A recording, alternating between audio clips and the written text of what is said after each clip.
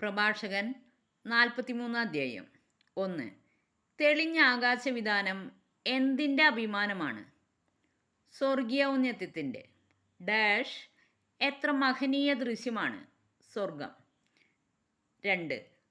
അത്യുന്നതൻ്റെ സൃഷ്ടി എത്ര വിസ്മയാവഹമാണെന്ന് പ്രഘോഷിക്കുന്നത് ആര്? ഉദിച്ചുയരുന്ന സൂര്യൻ. 3. സൂര്യൻ ഭൂമിയെ വരട്ടുന്നത് എപ്പോൾ? മധ്യാഹ്നത്തിൽ. 4. എരിയുന്ന ചൂടിൽ ജോലി ചെയ്യുന്നത് ആര്? ചൂള ജ്വലിപ്പിക്കുന്നവൻ. 5. സൂര്യൻ അതിൻ്റെ എത്ര ഇരട്ടി ചൂടിലാണ് പർവ്വതങ്ങളെ ദഹിപ്പിക്കുന്നത്? 3 ഇരട്ടി ചൂടിൽ. 6. സൂര്യൻ ചൊരിയുന്നത് എന്ത്? അഗ്നിശരങ്ങൾ. 7. സൂര്യൻ കണ്ണഞ്ചിക്കുന്നത് എങ്ങനെ? ഉജ്ജ്വലരശ്മികൾ കൊണ്ട്. 8. കർത്താവിൻ്റെ കൽപ്പനയിൽ ഗതിവേഗം കൂട്ടുന്നത് എന്ത്? സൂര്യൻ. കർത്താവിൻ്റെ കൽപ്പനയിൽ സൂര്യൻ കൂട്ടുന്നത് എന്ത്? ഗതിവേഗം. 11. യഥാസമയം സ്വധർമ്മം അനുഷ്ഠിക്കാൻ അവിടുന്ന് സൃഷ്ടിച്ചത് എന്തിനെ? ചന്ദ്രനെ.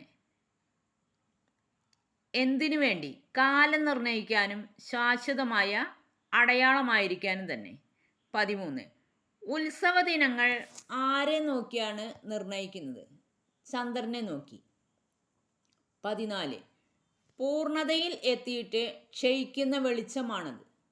എന്ത്? ചന്ദ്രൻ. 15. അത്ഭുതകരമായി വളരുന്ന ചന്ദ്രക്കലയെ അടിസ്ഥാനമാക്കി പേര് നൽകുന്നത് എന്തിന്? മാസങ്ങൾക്ക്. ആകാശ സൈന്യങ്ങളുടെ പ്രകാശഗോപുരമാണത്. എന്ത്?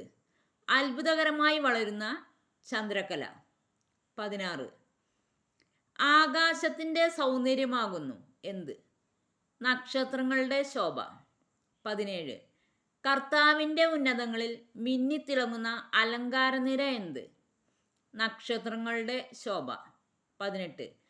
ആരുടെ കൽപ്പനയാലാണ് നക്ഷത്രങ്ങൾ യഥാസ്ഥാനം നിലകൊള്ളുന്നത്? പരിശുദ്ധൻ്റെ കൽപ്പനയാൽ. 19. അവ ഒരിക്കലും കണ്ണു ചിമ്മുന്നില്ല. എന്ത്? നക്ഷത്രങ്ങൾ.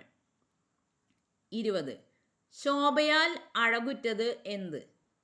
മഴവില്ല്. 21. ശോഭയാൽ അഴകുറ്റ മഴവില്ലിനെ നോക്കി ആരെയാണ് സ്തുതിക്കേണ്ടത്? സൃഷ്ടാവിനെ. 22. മനോഹരമായ ചാപം കൊണ്ട് ആകാശത്തെ വലയം ചെയ്യുന്നത് എന്ത്? മഴവില്ല്. മനോഹരമായ ഡാഷ് കൊണ്ട് അത് ആകാശത്തെ വലയം ചെയ്യുന്നു. ചാപം കൊണ്ട്. മഴവില്ല് കുലച്ചിരിക്കുന്നത് ആരുടെ കരങ്ങളാണ്?